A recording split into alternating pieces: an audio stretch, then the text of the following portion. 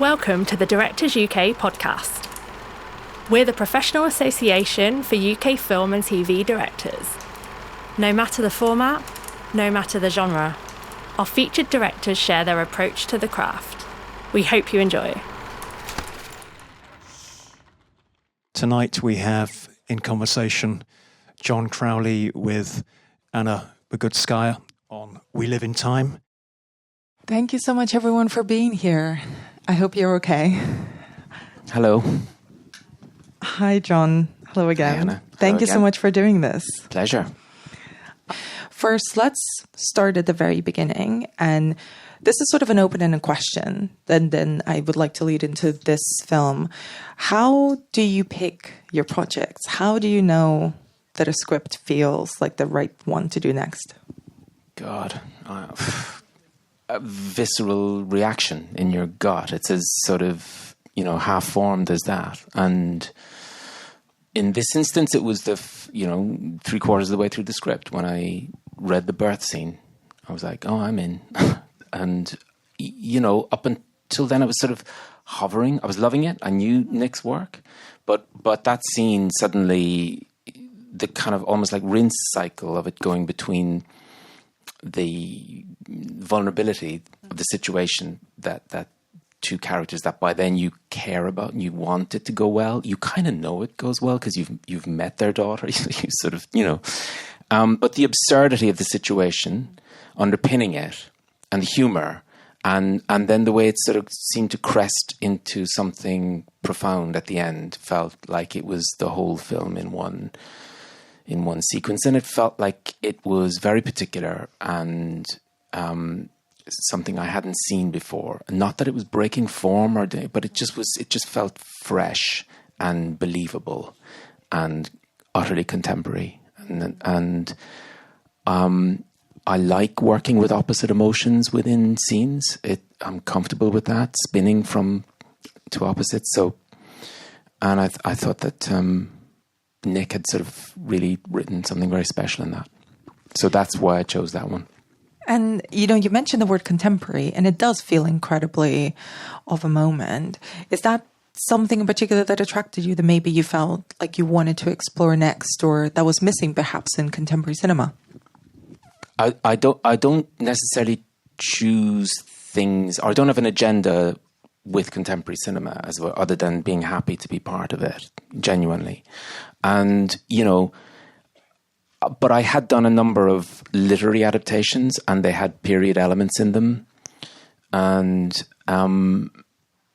so I was very keen to not do another literary adaptation, if I'm honest. Happy as I am to do them and continue to develop them. I just really wanted to find an original screenplay. So when Nick texted me and said, I've got a screenplay. And I knew Nick. I directed a play by Nick Payne at the Donmar Warehouse about 7 years ago, and we kept in touch, and we had tried to develop other things since then, and none of them quite came to fruition. So I was delighted to hear that he was sending me something, and it was immediately sort of thrilling. Mm. And how would you describe your relationship with Nick? Since you worked together in theater before, and you mentioned you'd been working on a few projects together, how did this then materialize? Did you input on his script? Was it basically as he submitted it to you, that's what you then worked on and started working on raising that financing? What is it like to work with Nick? It would have been a year's work from the draft that I read from that point to the point that we were ready to go out to actors. Mm-hmm. And so we were going back and forth on it in that time. And once we were happy with what we had, we would send it to our three producers, and then ultimately at some point when we officially had a sort of next draft or a sort of director's pass at it, as it were, that went to Studio Canal, who were financing the development of it. So there were lots of micro steps in there. Mm-hmm. It's fair to say that the first script that I read was much longer, had several endings, was not as clear in its sort of focus, so really it was a question of at times almost being like his therapist, sort of kind of pulling what it was really about out of him, and trying to help midwife the element, no pun intended, the sort of element of crystallizing what it was about without explaining it somehow, finding. And I think his initial idea was that the form and content would speak to each other. So the 3 time frames were there in the script that I read. And it just took a while to figure out why that was the best way of telling the story and how to maximize that in a way that wasn't a sort of tonal mess somehow, that it made sense of itself and was confidently all in. I mean, for me, what I wanted to sort of set out and make was almost like, without being pretentious, like a cubist painting or seeing something from multiple perspectives simultaneously. Or another way of saying it is that's like the way that you have lots of facets cut into a diamond, that you would see multiple angles on a relationship. And by not having to do the beginning, the middle and end of every single beat, that at the end of your, whatever it is, 2 hours, you would feel a degree of intimate knowledge on that relationship as if you've known them for much longer than you have. And also, the element which made me nervous, because I've never wanted to make a film particularly, say, about illness, the fact that it was never part of his scheme to have it as a decline story was very important. And it, but equally mixing that side of story with the sort of romantic coming together story without ever obeying or even respecting the guardrails of a rom-com in any way, because that was so far from our wish. It was really more the sort of big game hunting of it was to try and within the messiness and the craziness was to try and ask questions about what it means if you are somebody who projects yourself forward in your life, as in a plan-making creature like Almet, and you get told you've got 6 months. What does that do to you? And how that, it was really interesting to me, the way that dialed up her secrecy and her wish to sort of try and do everything and not tell the person she's closest to in life, and potentially risk shortening that by going after what is her most truthful aspect of herself, sort of creatively. That was very interesting. The other thing I found very fresh and truthful about it was that it felt like a new portrait of a bloke, actually, who wasn't threatened by being the person who largely stays at home. And it's shocking to me that that's not more contemporary in films, perhaps, and that there's no competition between him and her about her career. He's not insecure about it. And Andrew spotted that quite quickly. And well, he may have been a bit nervous of it because there's not many actors would kind of run towards that. He also knew that it was quite an important thing. And I want to get back to the structure in a minute, but you mentioned Andrew, and did you always have him in mind? Was he the first actor you showed the script to when you were digging it out? I mean, was he always on my mind? No, I mean, it's bizarre. So many times when you're working on a script, well, so many times when you cast something and it goes really well, you can't conceive in retrospect of anybody else ever. But of course, when you're figuring out a story, you're just trying to figure out a story. But it's fair to say, the second that we began thinking about actors, and I often don't think from the first draft, bizarre as it sounds, I don't. I just try and figure the story out. There's a combination of elements in Andrew, and apart from the fact that I had worked with him before, and I sort of knew a little bit about knowing him, that I felt there would be enough in the script that would appeal to who he was. So it also felt like we had a shot at getting him, frankly, And, there were 2 wonderfully written roles. But in order to get a film like this, to make it have a chance of reaching its audience, because while it's formally playful, it's not avant-garde. It's not, the intention behind it isn't to break ground. It's more a playful gesture to its audience to piece the pieces together, but not to confuse in any way. So it did need 2 film stars. So But Andrew, there's an obvious ease with his emotions in him as an actor, and was there from the first thing that we did. We did a film called Boye many years ago, 17 years ago, for Channel 4. And it was right at the start of his career. And we'd see each other, and talked about other things along the way. And then also he has a relationship with grief, which is, some of you have probably seen some of the publicity he does, which he's very eloquent about, and it's very kind of close to him. So I suppose the sneaky gesture was I kind of knew the script would slay him, and it did, but it slayed him in a way that made him want to get into the sandpit with it, and work with it. And so he was cast first, and then Florence was somebody I'd never met, but had obviously admired a lot of her work. And she had created a number of very, very strong women on screen so successfully that I thought that she'd that I thought she'd thrillingly bring that side of Almet to life. And in a way, the sort of challenge for her was to see if the more vulnerable aspects of facing her fear, in particular in that big scene, in the big argument scene in the kitchen, if that she'd be able to marry that into what she had already shown she could do. And I think she so did. But when we first called about Florence, she wasn't available. She was doing Thunderbolts. And literally, we were about to move on, and my casting director, Fiona Weir, who's also my other half, thankfully, said, let me make one more call. And just before we make the heartbreaking call on this, And the agent said, or Florence's agent said, you're not going to believe this, but I was about to call you this morning. Thunderbolts moved back 8 weeks. 8 weeks, which is the window that we need. I mean, it never happens that way. It's like, but you got to get lucky once in your life. So that was it, all my luck in one go.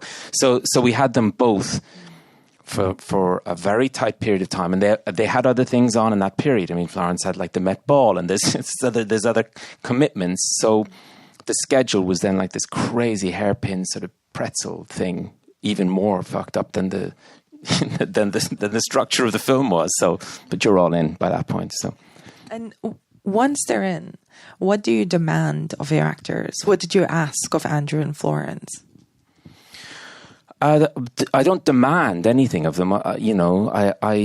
My first instinct is to pay really, really close attention. Your first job is to get a proper understanding for yourself of who they are and what they need. And I sort of mean what they need as actors and what's useful to them in directing them, right? There's no point in giving them clever ideas about the script. There's no point in giving them a thesis. There's no point. Maybe there is with some actors, but so Andrew I knew very well, okay, already, and I knew that the process is sort of so important to him, and he does a huge amount of work, and that's grown in the years since we've worked. So he does these massive sort of imaginative deep dives beneath moments. It's all sort of tertiary work, but it's very rich for him. And he wants to know that he's not going mad in doing that. So he doesn't need you to do it with him, but he does want to report back like a traveller who's been in this strange foreign land and know that he hasn't, lost the plot somewhat. So that was going on for sort of 3 months from when he joined, right up to the point that we started shooting. And in a way, that task for him is he does all that work so that when he gets on set, he's kind of free of it, having prepared everything. He sort of almost over-prepares in order to then be completely in the moment with it. Florence, who's incredibly professional and equally well-prepared, comes from a very different school, which is like Andrew was trained at I think Central, and he did a lot of theatre, and so the process side of it is really, really important. And you look at his script, and it looks like the script of a madman because it's got marks. I mean, it's a document in itself. I remember Florence once giving an interview saying she went into rehearsals for something she did once, and she looked at all the actors, and she was like, "God, I wish I could be the kind of actor who had a highlighter and marked all my script." It's not really where she comes from, right? She's faster and it's much more instinctive and it arrives closer to the actual shooting. So she was a little nervous about rehearsal, which was very important to me. So actually, there is one thing I demand, which is rehearsal. I wouldn't not rehearse. Okay. So we had 2 weeks rehearsal, and I, had to, and Florence was a little nervous, not pushing back on it, not challenging it, but I could tell that whereas Andrew was like, 2 weeks, bring it on, give us 2 months rehearsal, he would hoover it all up, and she was like, oh my God, are we going to ruin something? And of course, the thing you must never do in rehearsal is over rehearse or even get close to the sort of source of heat in a scene. Unlike when you're directing a play, which I think you are chasing towards the center of something quite quickly, and it won't damage it, because your task is then to figure out how to repeat it, 6-7 times a week. So we were treating the script, and it needed rehearsal because the script, Nick's writing is very particular. The rhythms are very particular. Okay. The what are levels like of interruption, the dots, you can hear it in Andrew's dialogue at times, in the restaurant scene. I'm so sorry, your wife couldn't make it. Is everything okay? Actually, we're not. Well, technically we are, but we're also divorced, right? That's a whole mangled sentence in one go. And, you can't sort of improvise that. It sounds like it's improvised, but actually every single angle there has a sort of thought behind it. So one of the things that actors want to know from you in rehearsal is what's important to you. And the rhythm of that dialogue was very important to me. Mm-hmm. And the other big thing, having paid really close attention to Florence and what she would need and what she wouldn't need, was to understand that actually the film would happen in their gaze, in what happened between the two of them, that it wasn't going to be a film where he did his bit and she did her bit, that it was a sort of circle of energy passing between them. And when they started doing that in rehearsals by day 2 or 3 and playing with each other, genuinely sort of playing tennis with each other, really exciting things began happening, to the extent that then they were like a pair of racehorses. I was having to make them go, no, we're not going that far, stop it, pull it, because they would go too far too quickly with scenes. And so that's like studying the map as opposed to climbing the mountain. Mm-hmm. It's quite a cold but very important bit of the process for me. And did the rehearsal process for this film change your approach, the approach that you had been developing and thinking about for it visually? Did it affect it in any way? Did you change direction in some scenes? Not at all. Not at all. Okay. No. The only scene I rehearsed differently to everything else was the birth scene. And that scene I rehearsed as if it was a musical number in a musical, which is to say, to within an inch of its life. Can you elaborate on that scene? Well, it's a sort of, it was 2 days of shooting. It's a very long scene. We were going to have our live operator, and the dialogue is all layered. And if you get one line in the wrong place, it's just going to go to shit very quickly, because everything is queued up. People have to come in, they have to be listening, half listening, interruptions. Even the interruptions are like scored in the script. It's really tightly and beautifully written.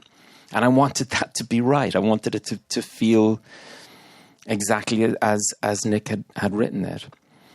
Florence had never given birth. Andrew's brother is a gynecologist, but Andrew, that doesn't make him any more. And Andrew didn't want to know more than Tobias would know. Okay. All right? So he would take in enough information, but no more than Tobias would know. So we had a midwife and an intimacy coordinator with us in the room. And that was the only scene I rehearsed with Stuart Bentley, my DP, in the room as well. And we marked up the floor and literally staged it, blocked it. And so that I had storyboarded the sequence up to that point, and was going to storyboard the actual birth. And then after we rehearsed it, to answer your question, actually, I didn't storyboard it, because I sat down afterwards and shot listed it in a very detailed way with Stuart on how to approach it. But when it came to shooting it, it was then about the actual physical shape they had in their bodies, and then it was really about trying to reach for the intensity and the realism of it, and preparing for the fact that actually the last bit of this shoot was going to involve an 11-day-old baby coming into that set who didn't give a shit about Andrew Garfield or Florence Pugh or my schedule or anything. It just was going to be. And that shifted the whole center of gravity of everything.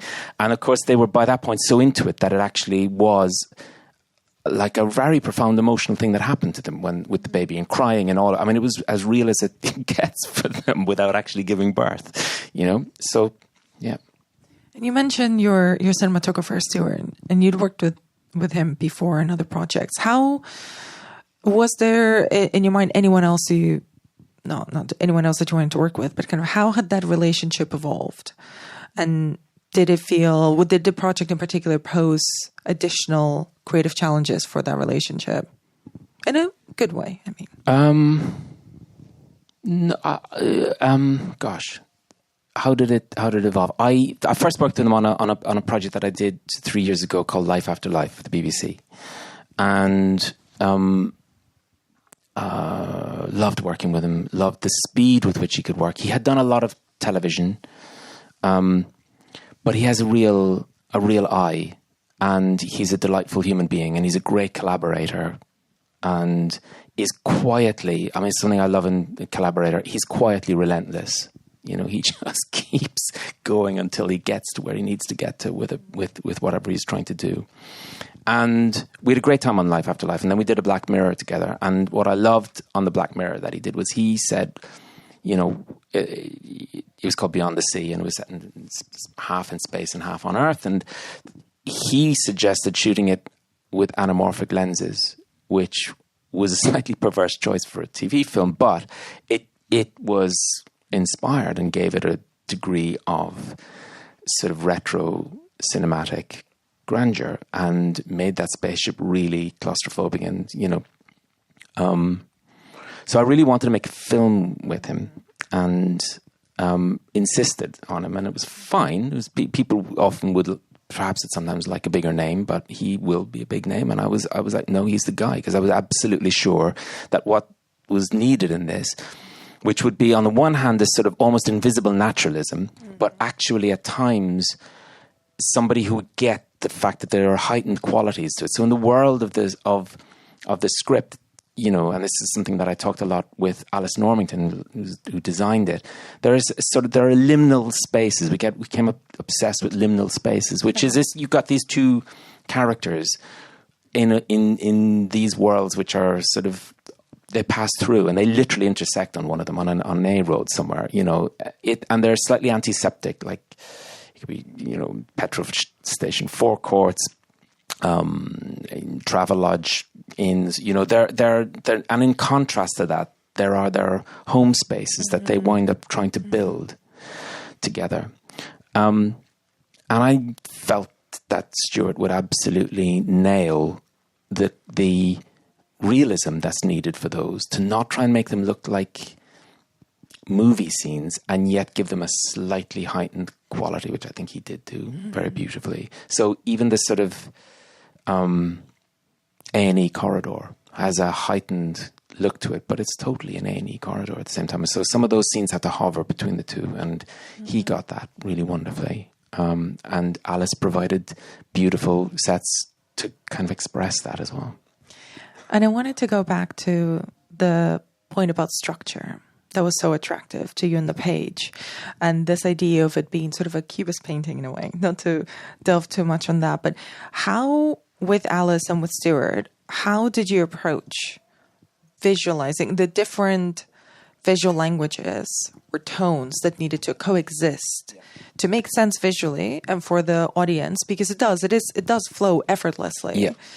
But it is, I can imagine, on the page and storyboarding that and shot listing that must be incredibly complicated to plan out. So how did you all approach that? With a spreadsheet. I love a spreadsheet. Literally, it was prepped with a spreadsheet. So every department could feed in on the story day that was needed. And we all knew what stage. I mean, for instance, Almut's flat, when you first visit it, the boxes are there. They're not. She hasn't unpacked. It's like somebody who hasn't quite committed to her life yet. She's sort of, you know, she's not looking for a relationship. She just literally knocked this guy down. She likes him, but they have a date. It kicks off. It's sort of, you know, when you come back and he walks in on the baby shower, well, she's unpacked and it feels like it's, you know, a few weeks later down the road. So I think what I'm trying to say, and then the next time is the dinner party with the family, and it's been redecorated. So, you know, there was a lot early on of questions asked from people, like, should we say, considering financing it, who would say, this is going to be very confusing for viewers. Are you going to use, you know, time cards on it? And I was like, absolutely not. That would be a terrible failure and an abdication and an insult to an audience, which is the great fun of it will be that. And everyone would just get so worried about it. But it did mean that we were under pressure to sort of put an amount of information on the screen for an audience to be able to inhale without being spoon-fed, without being told, here you are now, or being handheld. So that was just to try and pack, in an unself-conscious way, visual information everywhere so that you would have enough of a clue to know where you are until you really knew where you are, which is about sort of 20 minutes into the film, and pennies begin dropping a bit more. And could you mention as well the costuming and the hair and makeup design of the characters, because that also really helps us situate where we are in the story almost immediately. Did you have particular colors or textures in mind for the characters right off the bat? Colors for the costuming? I mean, there's a certain everyman quality to Tobias that was very important. And it's fair to say, right, that and Liza Bracey got it exactly right, I think, with both of them. You have these two very beautiful creatures, right, in Andrew and Florence, who have both also done their spin around the world with the fashion world, should we say, right? They can rock a red carpet like nobody, all right? But they're also fantastically free of vanity. And that's all I needed to know, is that they, not all I needed to know, that's really what I wanted them to approach. And they really ran towards it. They wanted it to feel completely real and not in any way like a fashion show. You know, they look great, but in a way that looks, you know, it wouldn't be out of the way to suggest that it's like you could get some of those clothes at Asda, you know? Even if it is, I don't know where it's from, APC or somewhere, but you know what I mean? It's sort of, yeah. So no is the answer, but but yes, there's another job to do, which is the time frame stuff, and the hair helped a lot with that, in particular with Florence. And then of course there's the great big fact that in the middle of the schedule we shaved her hair off, you know, and it was one of the first things she said to me when we met to talk about the film. And I'd already met with Ivana Primorac, who's an amazing hair and makeup designer. And I said, talk me through what happens, because she's going to go off to Marvel and she won't be able to shave her head. I mean, how do we do this? So she did a whole load of research on bald caps, and it was like, oh, you know, they're not great. I mean, let's face it. And it was the first thing she said, like, oh yeah, I want to shave my hair. I was like, great. And again, Andrew, being the actor he was, he wouldn't learn how to use a clippers before going on set because he didn't feel Tobias. So he then got very nervous about the clippers because he was going to do it. And if he fucked it up, well, that was just one shot, really. Yeah, I'm afraid so. One take. And, you know, you keep mentioning the words real and truth and naturalism. And I was wondering, you know, outside of all of these elements that you were talking about, what were the other most important elements for you to bring home that sense of naturalism and of truthfulness that is imbued throughout all the film? I mean, I say naturalistic and I say, you know, I say all of those things. It's a highly constructed film. As you know, I gave the impression about the dialogue. We worked very, very hard to make it feel that effortless. So it's all sort of done within an inch of its life, in a way, in order to feel like it's invisible. And that's what I liked in my collaborators on this, is that none of them are screaming, look at me, right through to the score at the end, in the last bit of the process. You know, it's beautifully edited by Justine Wright. And again, not in a way that draws attention to itself. If you know what's going on, or if you know how hard it is to edit that, you would know that that's a tricky task to edit. So I think that that brings a sort of lack of ego to the work, which is important, that the work is just what it's about. and the actors met that as well, and the crew. It's a highly artificial construct to try and create this impression of daily life in London. And I'm glad you bring up London, because the majority of the story takes place in South London, I believe. Can you tell me about, was that always the intention? Was that always in the script that it needed to be set in the city, in this particular area? And how did that, what challenge, I imagine that came along with some challenges. I mean, the truth is, Nick put it into the first draft as a placeholder because he had a flat near Herne Hill, and he just put it in. But it could have been Shepherd's Bush. I mean, it really was that random to him. He was like, I didn't think he'd wind up going there. He was like, and but we did go there, and we went to lots of other places as well and looked around. And I just really liked the look of Brockwell Park and Herne Hill, and it felt like not overshot. It didn't feel cliched, and there's a very rich history of sort of London rom-coms that I love, but was very clear to not be colonized by somehow. I wanted it to feel like its own thing and feel fresh and not feel like a film London somehow, to just feel a little bit more believable than that, perhaps. I don't know that it came with its own challenges. It was it was our very first day of shooting. So it's that kind of nervous terror of, the two actors walking up the hill, drinking coffee, chatting to each other, and everybody's trying to please everybody else, and everybody's nervous. You know what it's like on the first day of a shoot. Nobody's quite slept, and you have to get it out of the way. So the first 2 or 3 days were a bit like that, and then finally we got into it on day 4 with the great big car park scene, and that was the first big bit of sort of emotional heavy lifting that they had to do. Did shooting that scene feel like a breakthrough in the making of the film? Yeah, absolutely. And what was the actual shooting process like? Kind of, when did you realize that was, that the penny had dropped, that you had broken into something else? I mean, I guess I've never been on anyone else's set. So I was about to say, like everybody here. I mean, I like quiet, calm, focused sets, right? And I assume some other people do as well. But so you would prep very carefully and make sure that they walked into a very calm, ready to go setup. And we did that, and they walked on set, and they were just nervous as hell that day, because it was the first really big page count that they were going to do, and it was a big scene. And we started shooting, and it was going very well, and I could see how well it was going because Stuart got very moved by the scene, and our great big burly grip was wiping the tears away, and all these grown men in fleeces weeping on set.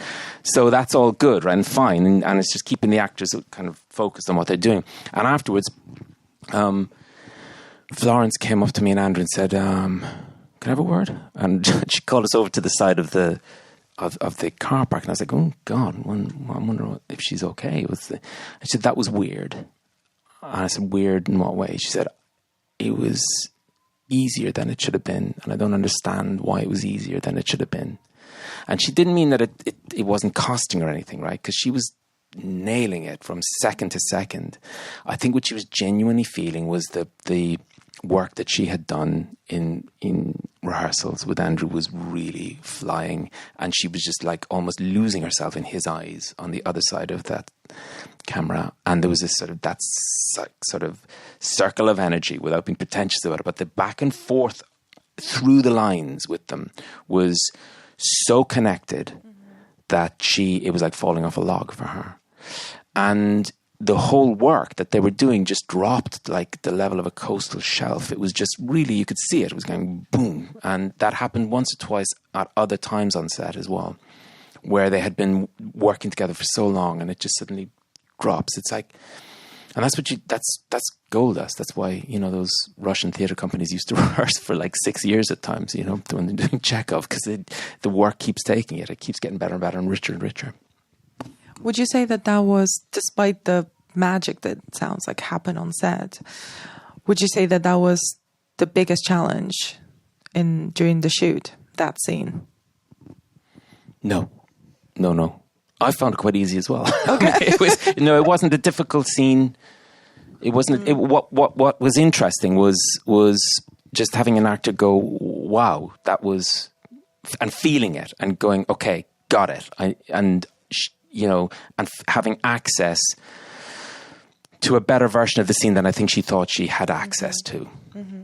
And I think it is one of the thrilling things about Florence. I think, Andrew's broken through with his talent. I think Florence has just spread her wings and is just taking off in the way that is so thrilling. And I think we're going to see some extraordinary work from her.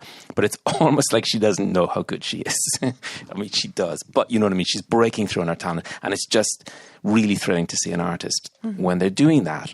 And in a way, Andrew sort of did that years ago with Boyer. He was doing that. He was going out on the tightrope. It was beyond him, but it wasn't, because his talent was actually carrying him all the way.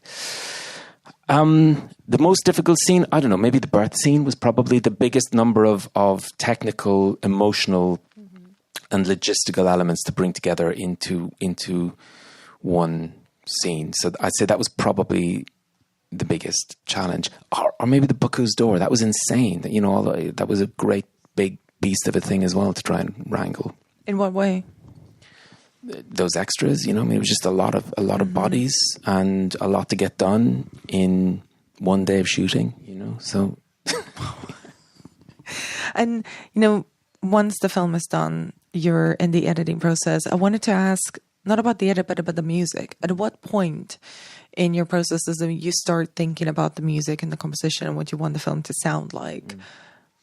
Early on, usually I would ask a composer in pre-production, and you'd know.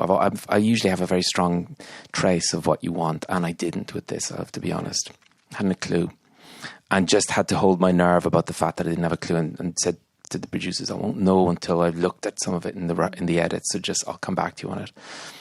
And so I got a music supervisor and asked him to try a lot of different music on the film. And the film indeed was sort of effortlessly shrugging off the music. It was sort of making it feel like different kinds of films, making it feel like it wanted to be a rom-com and was failing to be a rom-com, like it wanted to be a weepy and it was failing. There was too many different things going on for temp scores to sort of satisfy.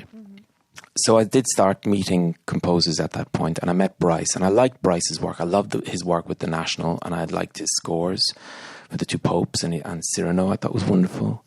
And he had a very strong visceral connection to the cut of the film I sent him, and he was very excited about the process of finding what a contemporary London score could be. Mm-hmm. And I liked the idea of that, and I took a punt with him, and I was very happy to. And that was a really sort of gorgeous part of the process. He sort of drowned me in music at first. He sent so much and was wading through. But like with a lattice work, you sort of put one bit there and one bit, and it begins to shape itself and fit itself in around the film. So yeah. And when did you feel like it was done? When you log the edit, do you start showing it to people early on? Do you start showing it to other, execs, your actors? Do you get outside opinions that are not directly your closest collaborators, your producers? Yeah, I mean, yeah, very, very much so. I mean, about 12 weeks into the edit, showed it to our financiers, and there's a lot of financiers because A24, Film 4, and Studio Canal, and that's a lot of heads and smart heads, but it's a lot of conversations. But the level of the conversation was always at a high IQ, which was, so it's good, but so I showed about 3 different cuts. But after I showed the financiers maybe 2 cuts, it was in very good shape, as it were, already, but they were kind of like, maybe we need to test screening, and I was very happy to test screen it. I think watching a film with an audience is the best way to feel what's working, what's not working for yourself. Not the test cards, not the focus group stuff. I can't bear that, but I get that people need that information. But just watching, sitting in with an audience, you'd get educated about what the film is and isn't. So we tested it in London and we tested it in New York. And in both instances, what was amazing was you could feel it playing really well in the room, right? And then the feedback afterwards in the focus groups or in the cards was, but you know,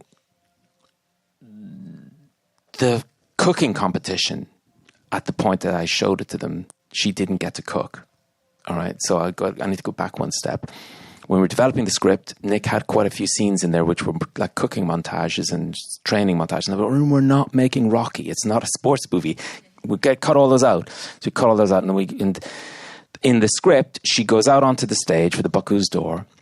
And literally as she is about to pick up the knife, she looks up and sees, you know, Andrew and her daughter up there. And at that point takes her hat off and walks off the stage. She has her epiphany before any cooking gets done. Well, the audience were outraged. They were like, what the fuck? You know, you asked us to invest in this whole competition. You don't even show her chopping a freaking piece of garlic. I mean, they were angry. And it literally, you could see that this sort of reaction on a graph just went off a cliff at that point. And it was news to me. We made a sports movie. Who knew? So I was like, we're getting the camera back out. So we did. We went back out and shot her cooking. And that's woven in like seamlessly into it. And then the point that she walks away and has her epiphany is the same material. It's just you've seen her cook all of that stuff and the big fancy ass stuff with the, you know, octopus and all that stuff. That was all extra material that we shot and dropped into it. And that sort of sealed that problem up, you know. I would never have had a clue that was something problematic. You know, but it is true that there was a sort of certain lack of a kind of climax to the action somehow. It felt like it was curtailed. And yeah. Were those reshoots, the cooking reshoots, the only reshoots that you had to do? So we did. Film? I love that. Is there anything else that you kind of take on board from sitting in with the audience and watching them and feeling them experience the film? You can't lie to yourself if you think something's funny. There's tumbleweed blowing across. You know, you can't lie. You can't convince yourself it's funny, or you can't convince yourself it's moving. But equally, you know, the financiers can't tell you it's not funny or moving if it is clearly. If it's viscerally in the room and it's playing, it's sort of, you've got confidence in the it of it, as it were. And you get the information to know which bits are boring. If this stuff is boring, I want to know, you know. So, yeah, you get educated. Hi, I loved the film. Thank you. I want to ask you about the edit, because you mentioned before about the ending, the cooking bit being something that you changed afterwards. And there's a real, at times, documentary feel, like very spontaneous. And there's that montage in the middle, which almost felt like you'd found pieces. It didn't feel like it was scripted, which is a compliment. I'm just wondering, given the nature of the script and the fact that the structure kind of moves around, was there much that changed and was much found between the shooting script and your, I guess, the edit? You mean did the structure change between the shooting script and the final shape of the film? You mean the structure of the film different to the script? Yes, very different. And yeah, the original opening of the film was in the fairground, and it opened and closed in the fairground, and the Baku's door was always where it was, as it were, and the birth of the baby was loosely in and around where it was. But a lot of other scenes got moved around radically. And that's, you know, a common thing, isn't it? Is that a script reads very well, and then you look at the first assembly and it's this kind of terrible beached whale of a thing sitting there going, I dare you to make me live, motherfucker. You know, and you sort of have to go. And for the first 6 weeks, we were sort of salami slicing very respectfully, just shaving things off and hoping it would get better. And it gets a bit better. Yeah, you give it a shake. And then we had to get really radical with the edit at a point when I guess the difficult thing is if it's not a linear story, you have to refine what your logic is for why you're going to a different time frame. And that that was the toughest thing. Was you could go here, you could go there. What is it arbitrary? And of course, it's not. You have to refine what the sort of the structure is. So we pulled everything out, and I said to Justine, we're going to do a cut which is for no one else's eyes other than ours. Nobody need ever see this, but everything has to go on the sideline. That isn't literally critically important to the film, even if it's a 40-minute film. We're just going to do it. And it was about, I don't know, 70 minutes. It was, it was short, but it wasn't as brutally short as I thought it was going to be. But it was an absolute revelation, because suddenly you could feel, okay, well, that's the skeleton of it. Got that. All right. And now we can begin putting back in and counterpointing and playing, and, and in a way, the rest of the process was about adding from there on, including the day of extra shooting. It was sort of adding material to balance everything out and make it all feel as full as it was.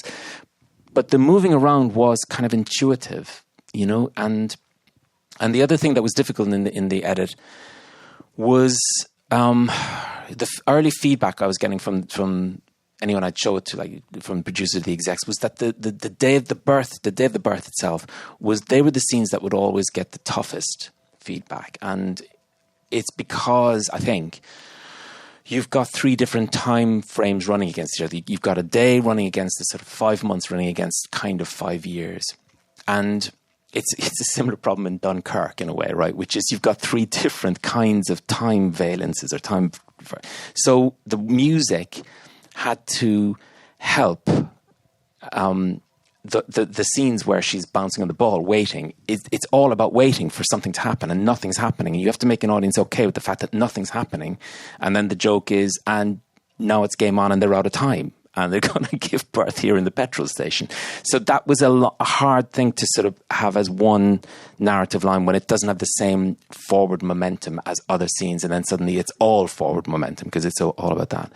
So it was a bit of a head wrecker of an edit, as in it was exhausting and hard work, but interesting as well. Yeah.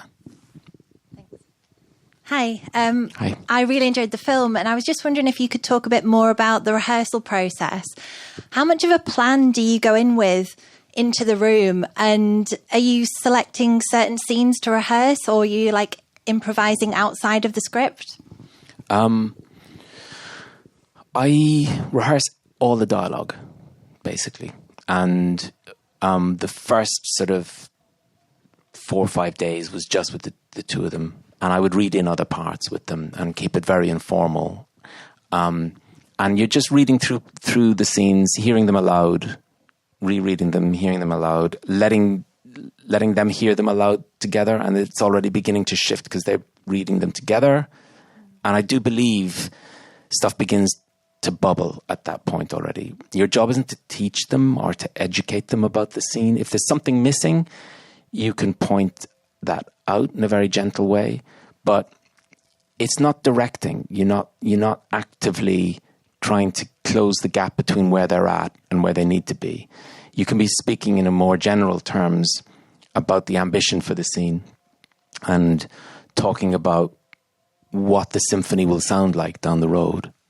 To go back to the point about, I suppose, without getting too technical about it, part of it is about figuring out what kind of language is useful to an actor. I try not to use words which describe an end, as in be angry, be sad, you're trying to figure out the active thing that's happening in a character that is going to hit the obstacle in a scene, and the result of that will be the emotions spilling out sideways. That's the ideal, But actors usually sort of need to know that, or they can get confused if you're giving adverbs to them and they don't quite know. And some actors just want to be told, no, you need to be sadder here.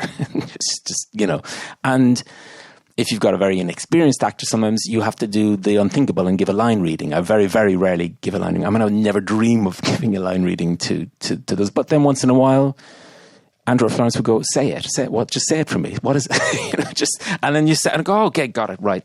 And sometimes it's an emphasis thing. Sometimes it's just you're hearing something different, But you're trying to allow as much space for the scene to fly as possible. And then when you're shooting it, hopefully it's about making small nudges or opening up different words, that it's additive, that it's like, that's great. There's also this, or we could also take it in that direction. And then sometimes it's one big note, like, you know, I know you asked about rehearsals, but it's it's so connected from how you take it from, you know, when we read the big argument scene in the kitchen, we read it really coolly. We were not anywhere near the emotion. And the emotion was something that they were able to get to very, very quickly. So we start shooting that scene, and it's amazing. They're really going for it. And I really only had one note for it, which is to both of them, which is, I can't hear the argument clearly enough. I get the emotion, but it's not a scene about emotion. It's a scene, you've got to connect with what you're trying to make this other person see. The emotion takes care of itself, and it does then, you know. So, and by that point, they're like, got it. And that's a big general note, but they're so adept at everything else that it's not about micromanaging at that point, you know. And then sometimes in the birth scene, it would be, you just point out, this bit's funnier than you think it is. And they go, got it.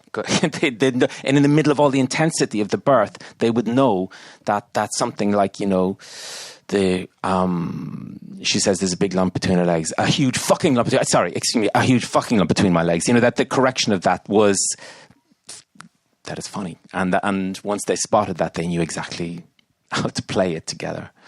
Does that answer your question, kind of? I do plan. I plan quite carefully, and but maybe not as rigorously as when you go in to rehearse a play, which is a very different structure, I think, to how you break a scene down. Hi there. I just had a question about the storyboarding, because you mentioned the sort of, and that's linked to the planning as well.